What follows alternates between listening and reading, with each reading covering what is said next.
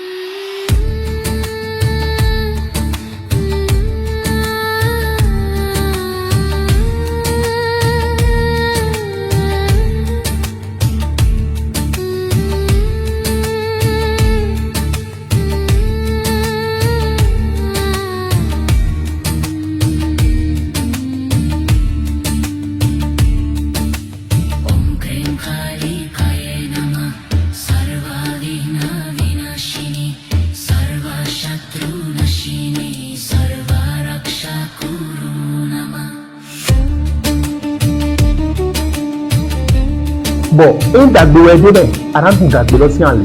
E ka so yin kan wa, so bi na kan si ale.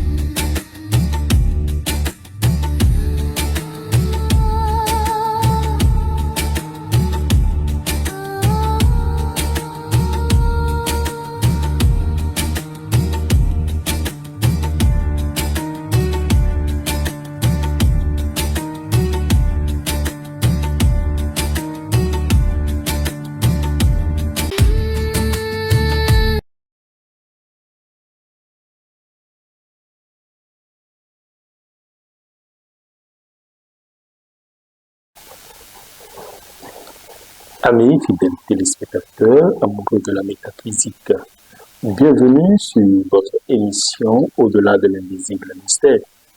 Cette émission qui se veut un creuset d'échange, un creuset de communication, un creuset de partage de connaissances.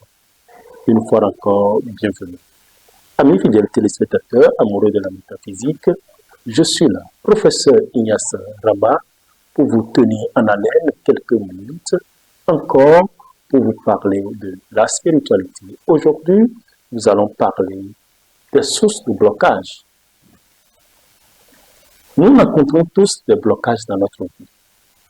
Quelle que soit la personne, quel que soit son rang social, quelle que soit sa place, sa force, sa grandeur, nous sommes toujours confrontés à des problèmes de blocage.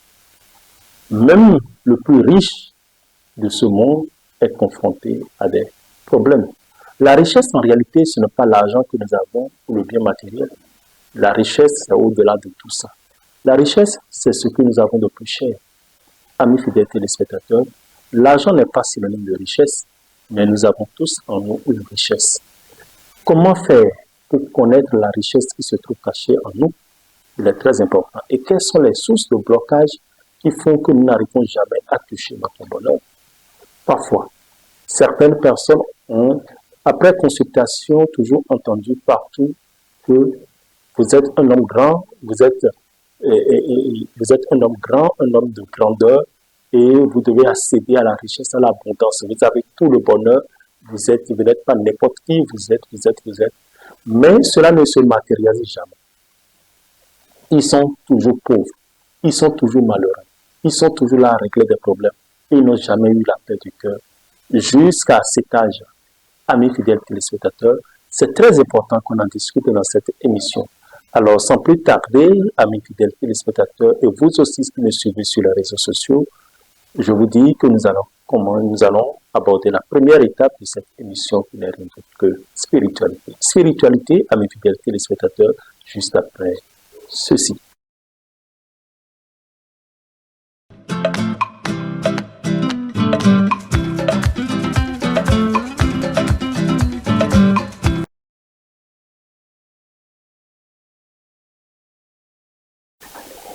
Retour sur plateau, amis fidèles téléspectateurs, amoureux de la métaphysique, spiritualité. Spiritualité, pourquoi nous abordons la spiritualité? La spiritualité, c'est cette chose qui est liée à nous, la connaissance de soi. Quand on parle de la spiritualité, nous parlons de la connaissance de soi. Et quand nous parlons de la connaissance de soi, je l'ai dit dans une de mes émissions, le connais-toi toi-même. Connais-toi toi-même et alors tu connaîtras les dieux et les mondes. Amis fidèles téléspectateurs, aujourd'hui, nous allons parler des sources de blocage en spiritualité. Pourquoi nous rencontrons des blocages dans notre vie? Et quelles sont les dispositions que nous devons prendre pour éviter les blocages? Toujours, ces blocages ne sont pas synonymes ou ne sont pas la cause ou la conséquence d'une lutte spirituelle. Non. Et qu'est-ce qu'on appelle lutte spirituelle? Et est-ce que tous les problèmes ou les blocages que nous rencontrons dans notre vie est lié à une lutte spirituelle? Non. Parfois, nos actes, nos comportements, notre vécu, notre manière de parler, notre façon de regarder, notre manière d'agir ou de réagir provoquent en lui aussi cette source de blocage et ces problèmes. Et sans le savoir, nous serons en train de courir de gauche et de droite, accusant telle ou telle personne innocemment. Et ça aussi, c'est aussi un péché. Notre vie ne tient qu'à un fil. Et, amis fidèles téléspectateurs, nous devons savoir que cette vie que nous avons ne nous appartient pas. Nul ne peut prédire ce qui se passera dans la minute à suivre. Malgré ton argent, ta richesse, ton physique et l'argent que tu as et que tu insinues cela à la richesse, à l'abondance, en réalité, c'est ce qu'on appelle la pire des pauvretés. La richesse, ce n'est pas le matériel, mais la grandeur de cœur. Et cette grandeur de cœur nous amène à accéder à tous les niveaux, à toutes les dimensions spirituelles, à tous les niveaux de la spiritualité. Et c'est justement cela que nous devons cultiver en nous, pour que chacun de nous puisse être éclairé et élucidé. Quand nous prenons, par exemple, des actes que nous avons commis, supposons, je prends par exemple l'ingratitude. L'ingratitude, que ce soit dans la spiritualité africaine, que ce soit dans la spiritualité antique, que ce soit dans n'importe quelle spiritualité, a un prix. Dans le physique, lorsque vous êtes ingrat vis-à-vis d'une personne, même si cette personne vous pardonne et oublie, La nature n'oublie jamais. C'est un prix à payer. Même les miettes fautes, les fautes les plus insignifiantes que nous commettons, ont en leur sein une rétribution, la rétribution des péchés. C'est pourquoi nous devons mettre au centre de toute chose dans notre vie l'éducation. L'éducation de base, l'éducation à partir des familles, l'éducation qui constitue la source de toutes les élévations. Et l'élévation matérielle pour laquelle le monde entier court, tout le monde court pour le matériel, en réalité ne doit pas être l'éducation, l'élévation matérielle doit être proscrite et l'éducation ou l'élévation spirituelle doit être au-dessus de toutes les élévations. Lorsque vous pourrez vous chercher l'élévation matérielle, vous êtes une proie facile à atteindre, facile à abattre et exposé à tout. Parce que au dehors, il y a le bien, il y a le mal. Dans toutes les pensées religieuses, dans toutes les pensées spirituelles, là où il y a le bien, il y a le mal. Dieu, en créant le monde, a créé le bien, a créé le mal. Alors, nous devons donc savoir que le mal ou le diable, la sorcellerie, telle ou telle chose que nous pourchassons, n'est pas ailleurs.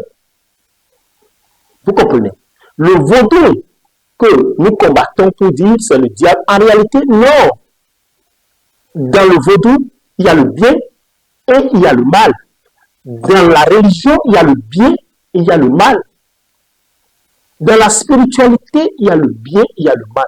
En l'homme, il y a le bien et il y a le mal. Et pourquoi indécer maintenant l'autre et jeter de l'opprobre sur l'autre alors qu'en ton sein aussi, il y a le mal? Nous devons donc réfléchir et mettre l'homme au centre de notre pensée. Mettre l'homme au centre de notre réalisation, tout en nous disant que le bien est en nous, le mal est en nous. Et là où il y a les hommes, il y a le bien. En même temps, là où il y a les hommes, il y a aussi le mal.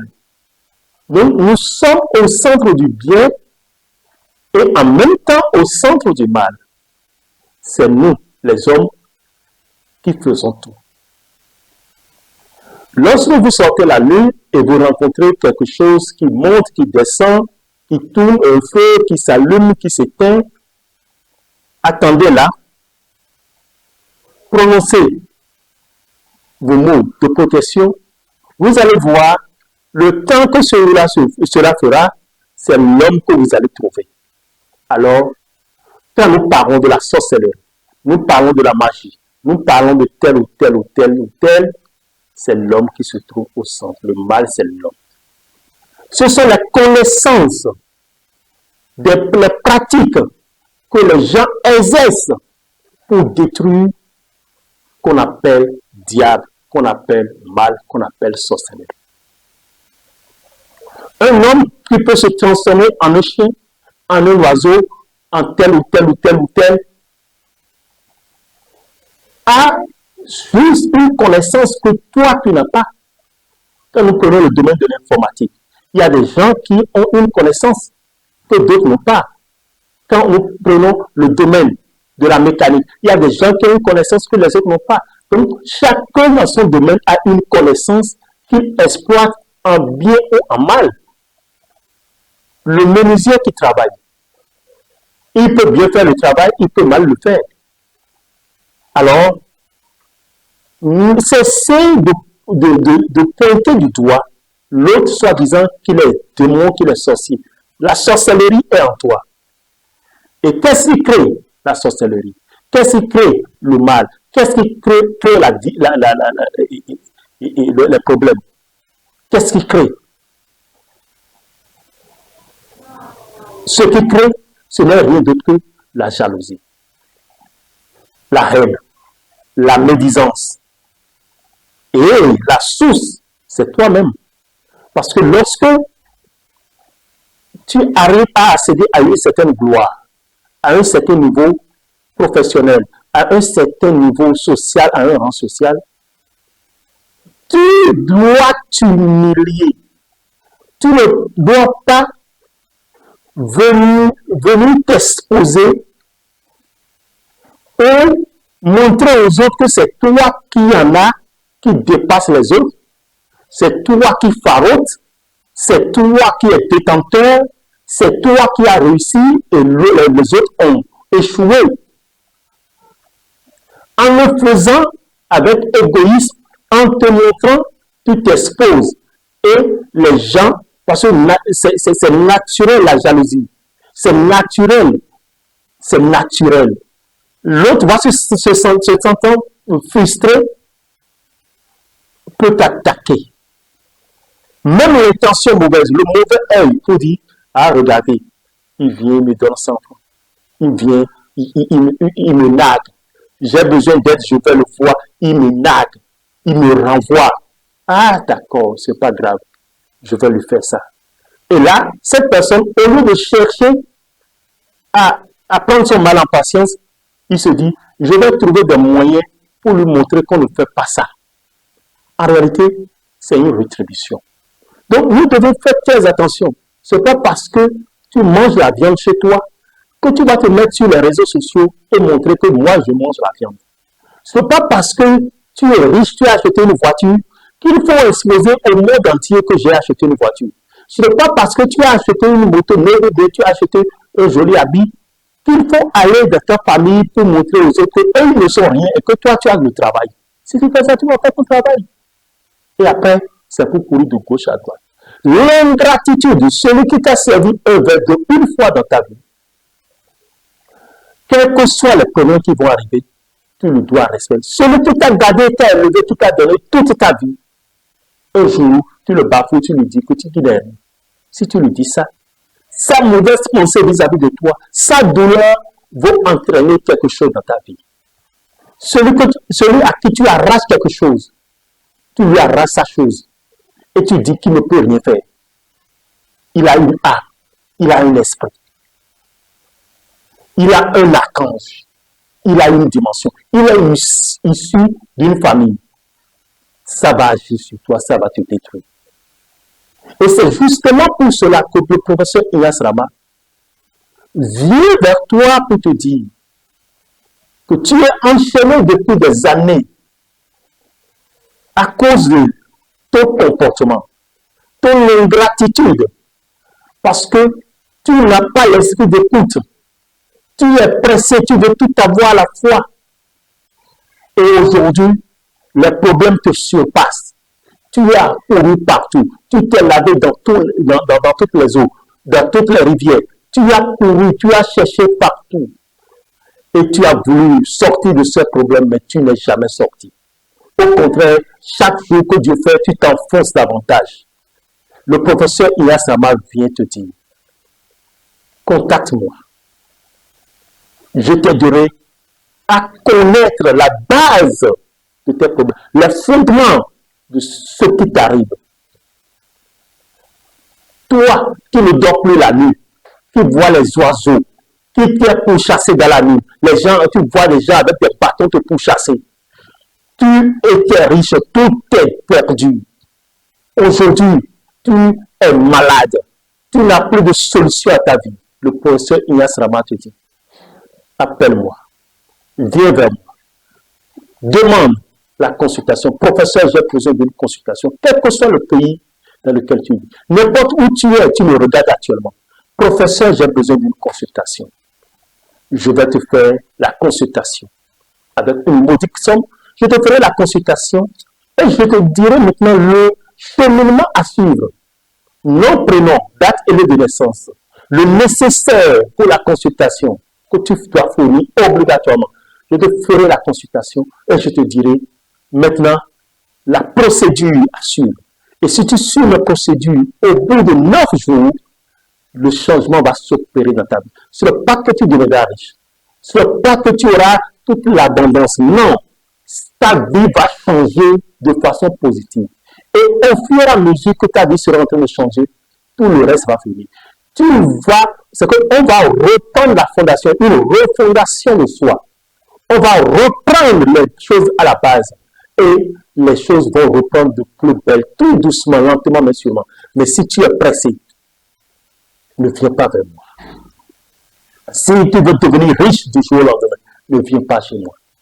Parce que ce n'est pas en réalité ça, mais c'est un suivi spirituel pour atteindre, pour se changer, pour avoir une autre vision de la vie, pour avoir l'autorité sur soi, pour être connecté avec son moi supérieur et prendre comme banalité tout ce qui existe dans cette vie, dans ce bas monde, et tout le reste viendra se mettre sous tes pas. Contactez-moi et je vous dirai le cheminement à suivre. Professeur Ignace Rama, amis fidèles téléspectateurs, sans plus tarder, nous allons aborder la deuxième rubrique de cette émission qui n'est rien d'autre que communication. Communication juste après ceci.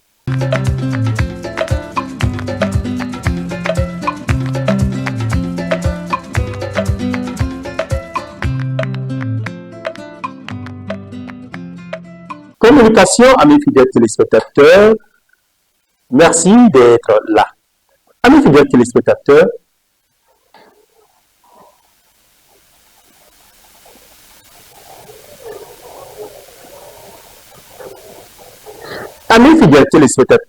nous allons parler aujourd'hui des sources de blocage. Les sources de blocage dans nos différentes vies sont simples. Nous allons baser notre communication là-dessus. Les sources de blocage. La première source de blocage dans nos vies, amis fidèles téléspectateurs, c'est le consentement à l'avortement. L'avortement, c'est une source de blocage. Et quand les effets commencent réellement, vous allez penser que c'est la sorcellerie ou que quelqu'un vous en veut. Le sexe entre l'homme et la femme est sacré et très dangereux. Amis fidèles téléspectateurs, l'avortement est une source de blocage énorme. Et c'est pourquoi aujourd'hui, beaucoup de personnes traînent des maladies. Beaucoup de personnes, au lieu d'avoir une vie stable en couple, ne peuvent jamais l'avoir. Beaucoup de personnes sont malades, beaucoup de personnes meurent, beaucoup de personnes ont une vie complètement détruite. Parce que les enfants avortés deviennent une entité et cette entité détruit. Cette entité est là pour donner la confusion. Cette entité fait très mal. Cette entité ou ces entités détruisent. L'avortement. En dehors de l'avortement, nous avons l'avarisme. Lorsque le Seigneur, vous avez la capacité d'apparaître dans une famille ou dans un environnement, et que le Seigneur vous donne la capacité d'avoir, ou la nature vous donne la capacité d'avoir la facilité de la voix, la facilité, l'autodépendance. Ce n'est pas en réalité pour vous, c'est pour servir les autres. Et lorsque les gens sont en difficulté, ils vous frappent à la porte, tel que vous les recevez, tel que vous donnez. Le cœur de partage, c'est ça qui vous bénit et qui vous élève davantage. Mais beaucoup de personnes sont avares. D'abord, ils sont avares vis-à-vis d'eux-mêmes. Avares vis-à-vis des autres. Cette chose, ce comportement détruit et amène beaucoup de blocages dans la vie de tierces personnes. Nous avons le mensonge. Lorsque vous mentez, lorsque vous avez la langue mielleuse et que vous flattez, cela apporte aussi beaucoup de blocages parce que ce sont des entités qui sont liées à ces actes. Amis fidèles téléspectateurs, Nous devons prendre cela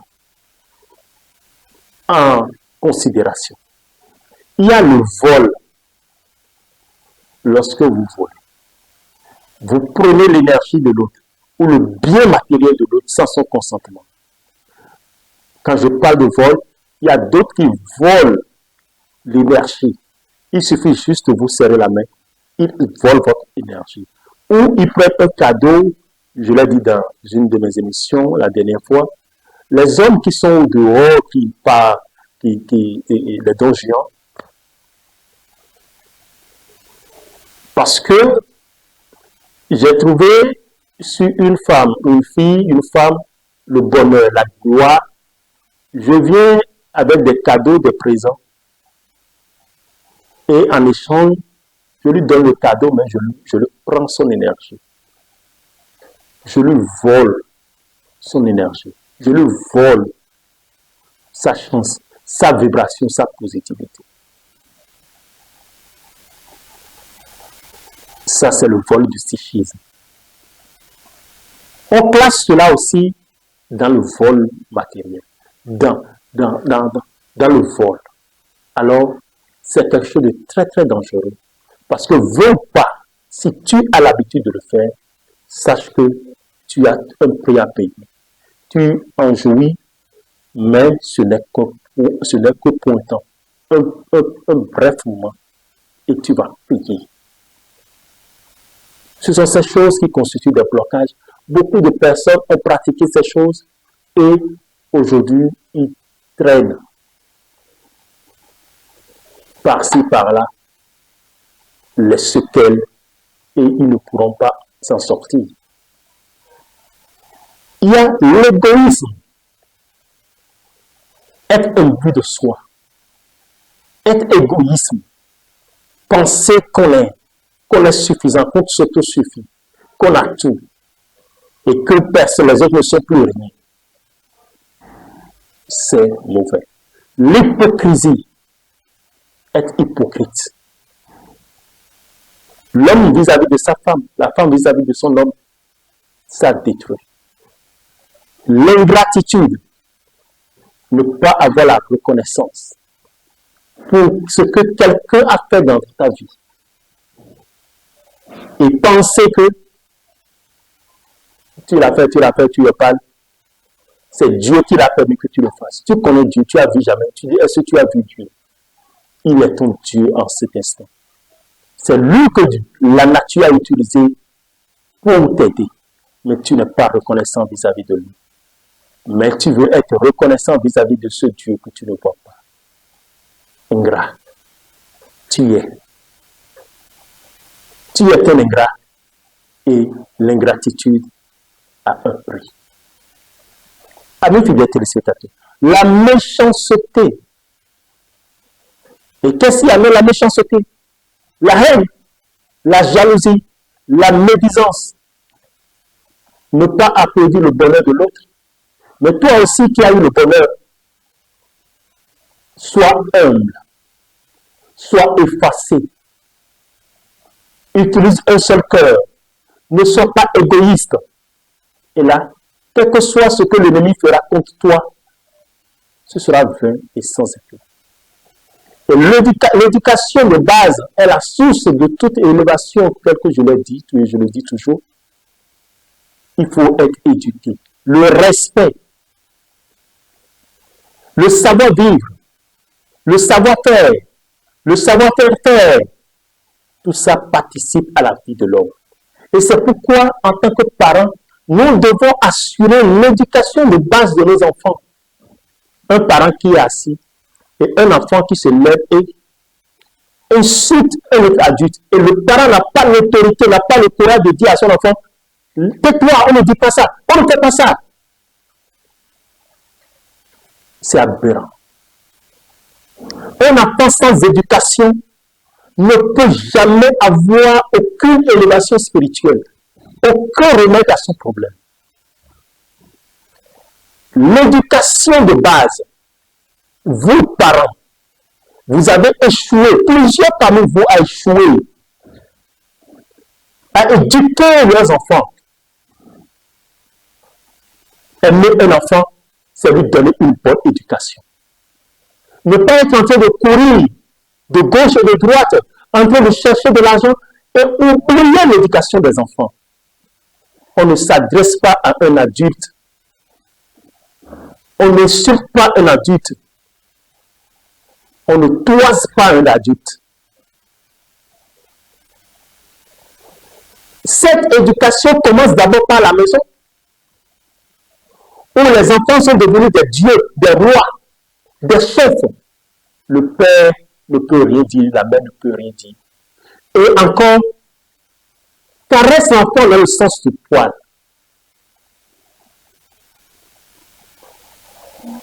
Ce n'est pas un problème spirituel, mais plutôt un problème d'éducation. Et c'est vous-même, parents, qui avez dit d'abord ce problème. Vous êtes mal éduqués. Et c'est pourquoi ce reflet agit sur les enfants. Vous devez vous revoir. Sinon, les problèmes ne finiront jamais dans vos familles. Le problème de l'éducation dans nos filles. Vous ne savez pas parler à vos collègues. Vous ne savez pas parler aux gens qui sont autour de vous. Vous agissez mal.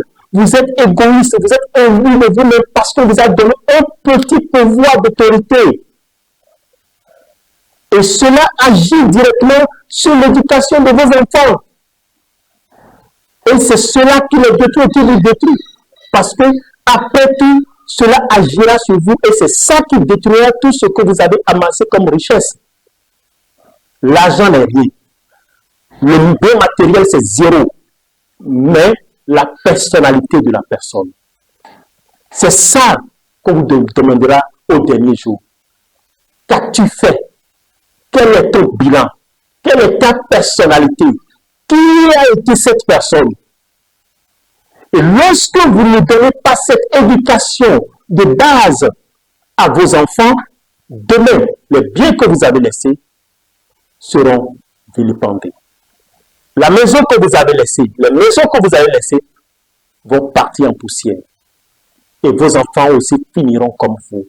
Et pire, l'éducation de base. Amis fidèles téléspectateurs. Ce sont ces choses, les sources de blocage dans nos vies, que nous drainons et traînons, pensant que c'est la tante du village ou le sorcier ou le vaudou qui a fait ou qui fait. Non.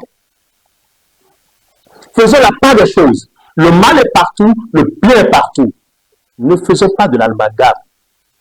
Parce que la culture, ta culture, tu en fais partie. Le sang qui coule en toi, c'est ça. Faisons la part des choses et donnons une bonne éducation à nos enfants. Amis fidèles téléspectateurs amoureux de la métaphysique, l'intimité entre l'homme et la femme, sacrée. Il y a des hommes qui baissent la tête et mettent leur langue dans les dessous des femmes.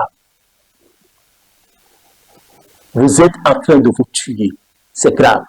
Les doigts, non, jamais. Les yeux ne doivent pas regarder. Tôt ou tard, vous allez devenir aveugle. Il y a certaines choses qu'on ne fait pas. Ce sont les sources de vos blocages. Laissez Jésus à part.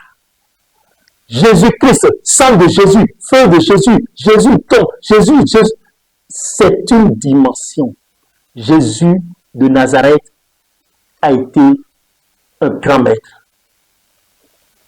Pas pour les chrétiens seuls, mais pour tout le monde. Il a été un grand maître.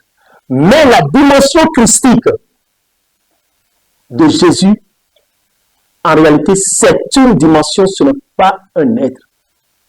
Et il faut atteindre cette dimension. Et pour atteindre la dimension christique, il faut respecter les 5 éléments. La terre, l'esprit, le feu, l'air, l'eau. Et tous ces éléments sont en nous. C'est une dimension. Ce n'est pas par hasard qu'il a été cloué sur la croix. Vous êtes ignorant de beaucoup de choses. Et pour eux, sang de Jésus, Jésus, sang de Jésus, sang de Jésus, Christ est en moi. Le Christ ne peut pas être en toi comme ça. Il faut atteindre cette dimension. Et pour atteindre cette dimension, il y a un cheminement à parcourir. C'est très important. Amis fidèles téléspectateurs amoureux de la métaphysique, ce sont ces choses qui nous bloquent la vie, mais nous pensons qu'il y a telle chose par-ci, par-là.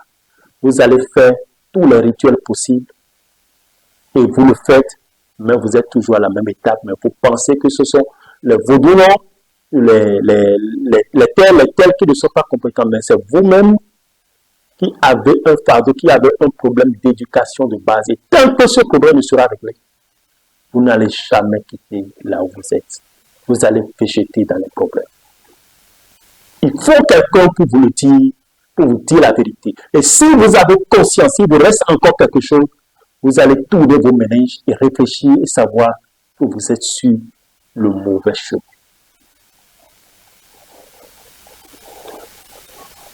Le comportement de l'enfant vis-à-vis de ses parents, même s'il entend quelque chose qui n'est pas bon, ce n'est pas en face de ses parents qu'il va me le montrer. Non. L'enfant doit avoir une certaine retenue vis-à-vis de ses parents. Ah, mon père et ma mère, quand on dit Dieu le Père, en réalité, va directement à l'endroit des géniteurs. Papa, maman, ce sont vos dieux sur la terre. Le Père, en réalité, ce n'est pas celui qui engendre réellement, nécessairement, mais le Père, c'est tout ce qu'on met ensemble, géniteur. Dieu Père, Dieu Fils, l'union du Père et de la Mère qui a donné vous le Fils, qui est le produit, qui est en réalité aussi une entité, une divinité, Dieu le Fils. Dieu le Saint-Esprit. Le Saint-Esprit, quelle a été sa mission? Il est venu donner la connaissance, les 7 dons de l'Esprit Saint. Toutes les personnes qui ont participé à quoi que ce soit dans votre vie, votre patron, vos professeurs, vos enseignants, vos guides spirituels, tel ou tel, tout cela constitue pour vous aussi un Dieu. Pourquoi quand le patron, celui qui vous a appris un métier, il dit quelque chose sur l'enfant à qui il a appris le métier, ça se réalise. Il est un Dieu. Donc, sur toutes ces lignes, vous devez nécessairement avoir respect et autorité et de la retenue pour ces gens. Quand vous ne l'avez pas, ou si vous ne le faites pas, sachez que vous êtes en train de vous traîner dans la peau et personne, on dit, il y a des péchés, il faut pardonner un certain nombre de fois par jour. Mais tout péché contre l'esprit n'est jamais pardonné. Comment peux-tu savoir que ce que tu fais, c'est contre l'esprit ou contre la chair? C'est très important. Il n'est pas visible de faire la différence. Amis fidèles téléspectateurs, nous devons donc faire très très attention à ce que nous faisons, à ce que nous disons. Notre langue, notre bouche, tout ce que nous faisons, nous devons vraiment faire très attention pour ne pas tomber dans le mal. Parce qu'en tombant dans le mal, c'est fini. Nous sommes en train de perdre notre vie, notre autorité, notre responsabilité. Et les problèmes et les blocages vont toujours continuer. Est-ce que nous sommes venus sur cette terre pour finir comme ça? Non. Nous devons donc chercher à éviter ce mal, à éviter afin que le mal dont nous parlons, c'est démon, c'est-à-dire, n'appelez personne démon parce que vous, le démon même est en vous. Tout le bien est en vous, tout le mal est en vous. Alors, ce sont nos comportements qu'il faut revoir. Il faut penser, repenser à l'éducation de base de la famille, à l'éducation de soi-même, à la retenue, à écouter les paroles que nous vous adressons pour que le changement s'opère dans votre vie. Et pour le faire, quand vous prenez conscience, il y a maintenant un cheminement à suivre. Et si vous ne finissez pas le cheminement, vous commencez à vous arrêter, vous pensez que vous pouvez avoir un résultat. Quand on parle de cheminement, c'est un suivi, c'est toute une étape. Ce sont des étapes à franchir. Amis fidèles téléspectateurs amoureux de la métaphysique, sans plus tarder, nous allons aborder la troisième rubrique de cette émission qui n'est rien d'autre que Code secret. Code secret juste après ceci.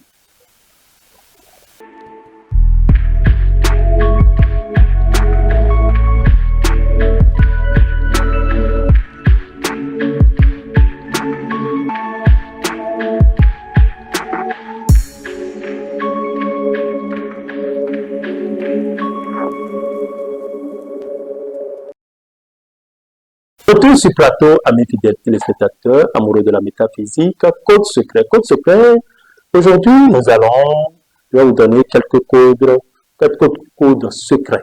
Amis fidèles téléspectateurs, vous demandez quelque chose à quelqu'un, simple. Vous cherchez 3 feuilles de laurier que vous marchez. Lorsque vous marchez les feuilles de laurier, vous ne mangez plus rien, vous attendez 15 minutes. Après 15 minutes, allez faire la demande. Vous allez l'obtenir. Même pas téléphone, appelez la personne, vous allez l'obtenir. Un autre code secret, amis fidèles téléspectateurs, pour toujours obtenir ce que vous demandez, ou par votre prière ou autre, vous allez écraser du charbon.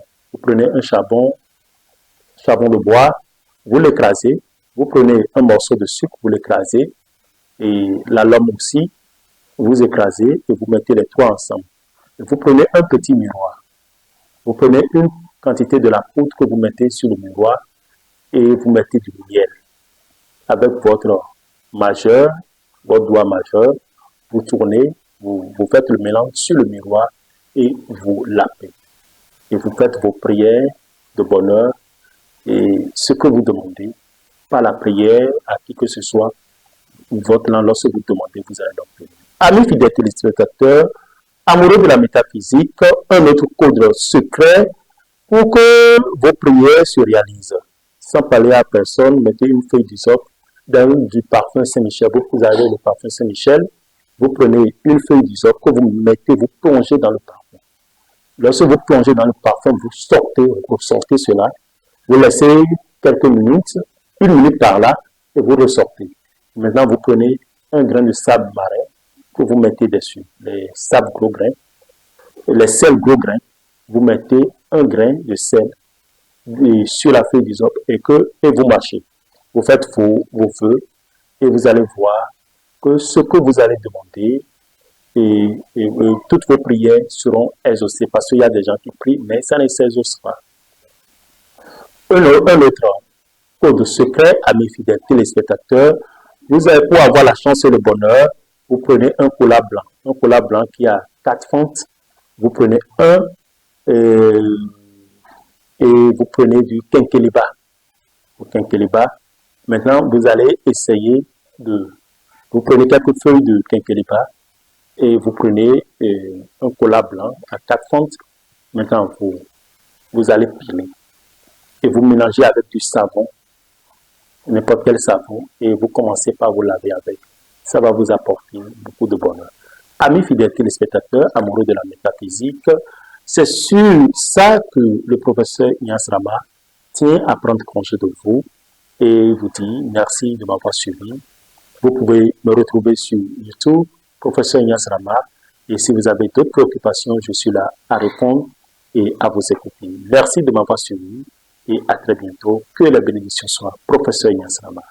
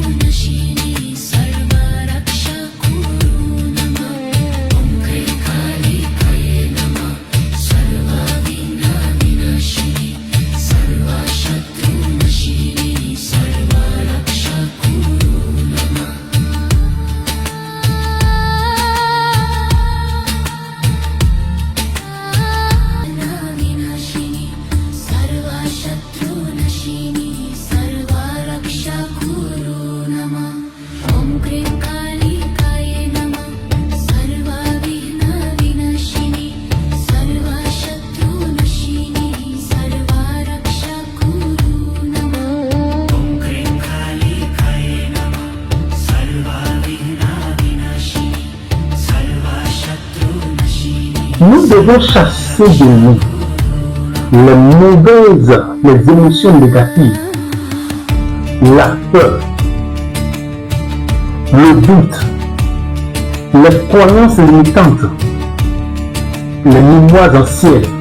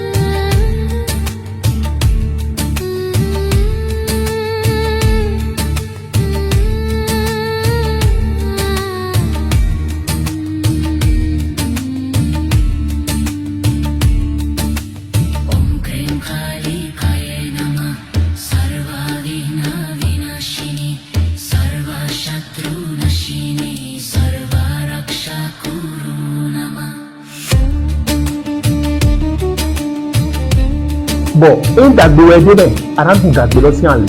Ẹ ká sọ ìyàn kan, àwọn sọ bí ìyàn kan.